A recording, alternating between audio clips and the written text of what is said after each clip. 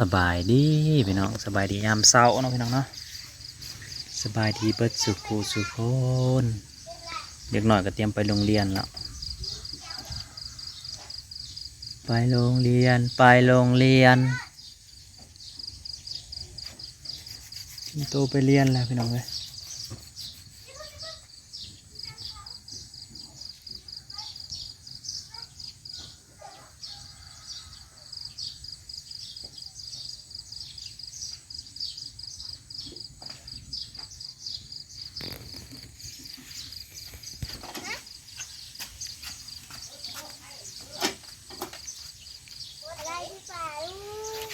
ใส่เสื้อยังไงใส่เสื้อ ออกแบบใหม่อีกแล้วนัดซ่าคือว่าเป็นแว่นอยู่เพิ่น วันเพิ่นแล้วใจยัง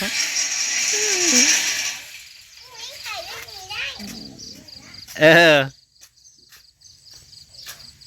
น้องนัดซ่านี่คือเป็นผู้เป็นแว่นอยู่เพิ่นแต่ยังอีกมาอยู่มาหยะอยู่มาอยู่มาหยะอยู่เว้ยนัดซ่าคือว่าคืออยู่เป็นนักเรียนอยู่เพิ่นแล้วมิแต่แบบสุดแบบว่าออกแบบเองตลอดแฟชั่นเอง ไปโรงเรียนนะไปขึ้นซิ่ง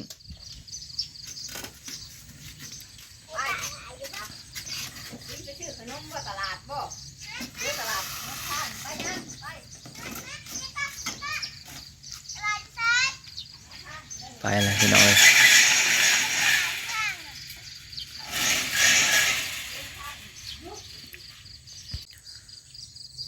ต่อยก็ไปโรงเรียนแล้วหน่อยก็พ่อหน่อยก็มารับจ้างมัดเขาเบิดขึ้นนี่ม้าเห่าอยู่ท่านั้นเขาก็สิแล้วอะไรไปน้อยเขาก็สิแล้วแหละพอเขาสิแล้วแล้วก็มีมาอยู่คูปี้ไปน้อยกับวันพอเขาสิแล้วนะ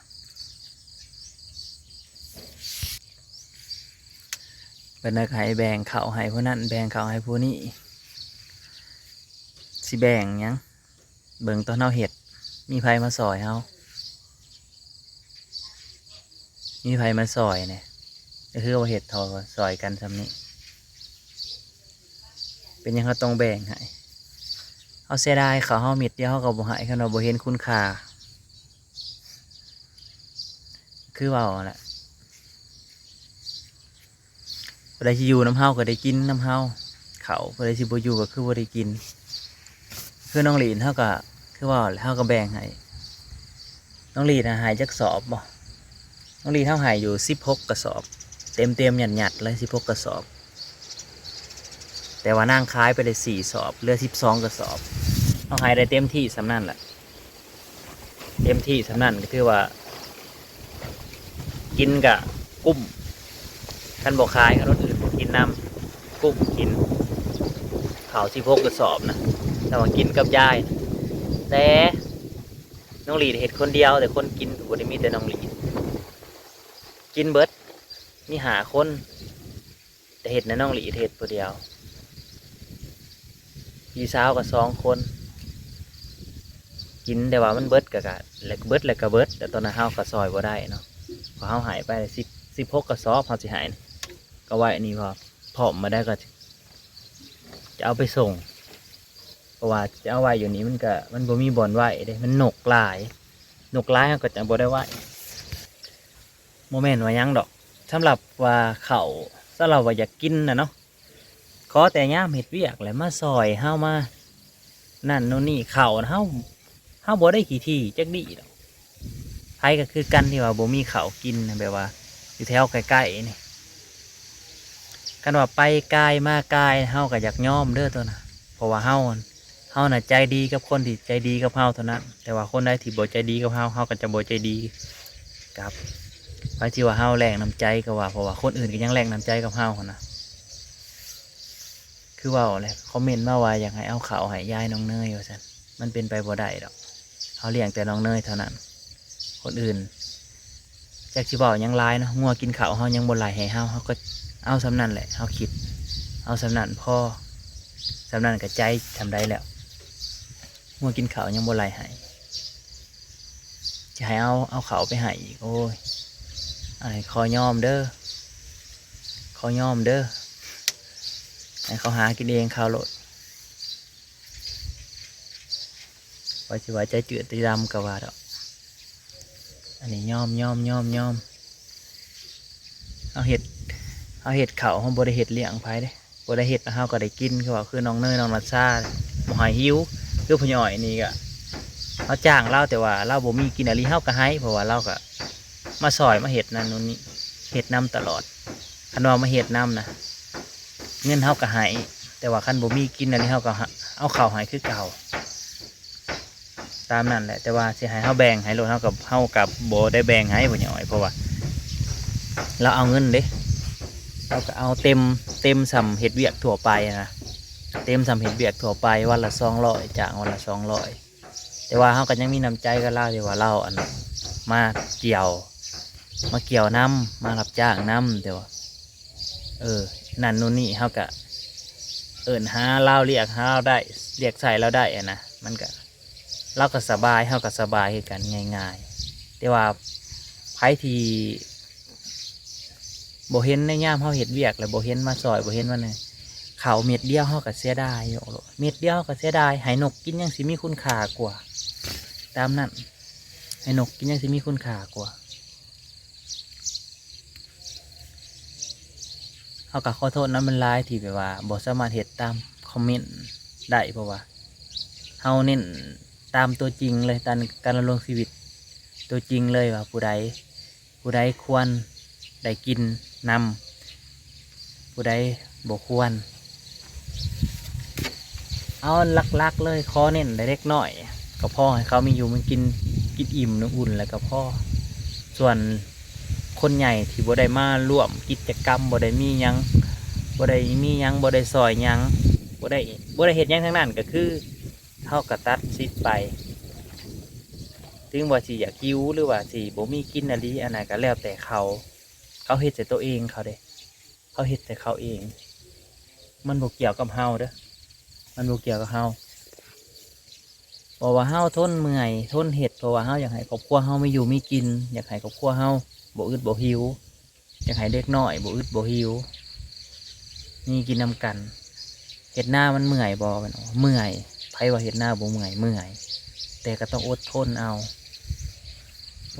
พื่อจะได้ข้าวแต่ละเม็ดเนาะระยะเฮ็ดดำหน้าเกี่ยวข้าวตกกาดำหน้าเกี่ยวข้าวระยะ3 เดือนปลายกับการเฮ็ดหน้าเพื่อจะได้เป็นข้าวออกมา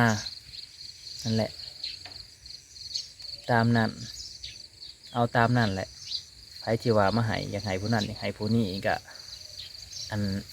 ฝากเงินมาซื้อให้เขาเจ้าโลดสำหรับเฮาหายบ่ได้ตามนั้นเฮาหายบ่ได้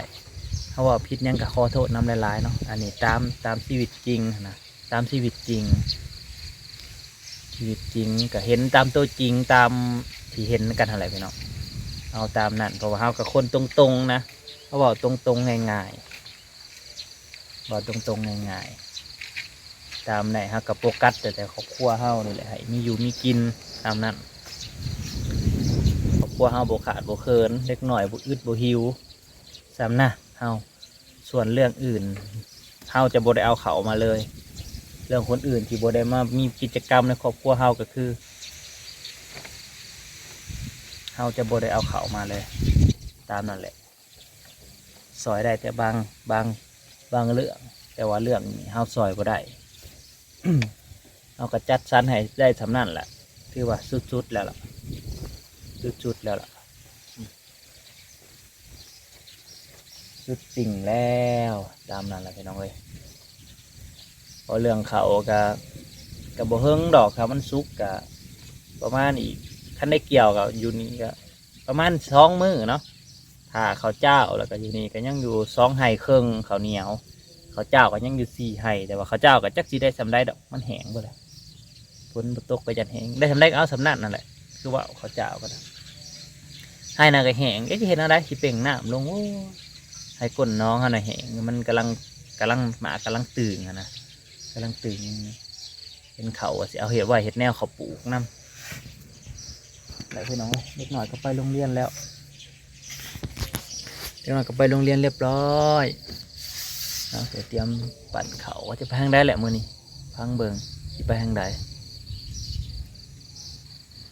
ไปทางใดคันบริเกี่ยวไว้ก็คือว่าสิเมื่อสอบทางบันใหม่นำคันบกเมื่อมื้อนี้คันหมัดมื้อนี้ตัวเกี่ยวว่านอาจจะหมัดมื้อนี้ก็จะถามทางบันใหม่บันน้องหน้าว่าเกี่ยวหรือบุเกี่ยวหรือแนวใดสิเมื่อทางบันใหม่จากมือ2 มื้อนะจังสิกลับมาเกี่ยวทั้งนี้อีกรอบหนึ่งทั้งเพื่อนกับบ่ร้ายดอกยังถึงกับ3-4 มื้อเท่านั้นก็ได้แล้วคือกันเพราะมันก็จะมีตัดน้ำแล้วก็เกี่ยวน้ำแหละตัดเครื่องหนึ่งกับซ้ำเครื่องหนึ่งกับ4 คนเนาะทำไมเครื่องเดียวนะกับ3 คน4 คนเกี่ยวแต่ว่าตัดก็มันจะมายากน้ำโตหมัดนี่แหละมันจะสะเพื่อจะกวดแล้วก็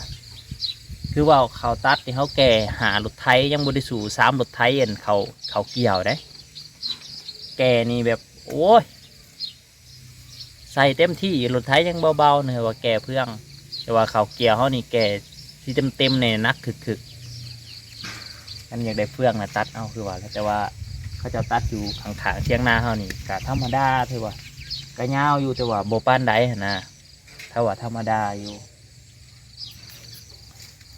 พอกันใหม่พี่น้องขอบคุณอะไรก็มาหับชมเนาะลมหนาวลมร้องพี่น้องเลยจากนั้นก็ได้ยินเสียงสโนว์วาวหรือเบิดนี่เบิดฤดูเกี่ยวเขาฤดูนี่ก็พ่ออยู่พี่น้องเอ้ยแต่ว่าธรรมดาแต่ว่ายากในแต่ย่ำอาบน้ำ มันหนาวอาบน้ำถ้าหนาวไปแหละพี่น้องสบายดี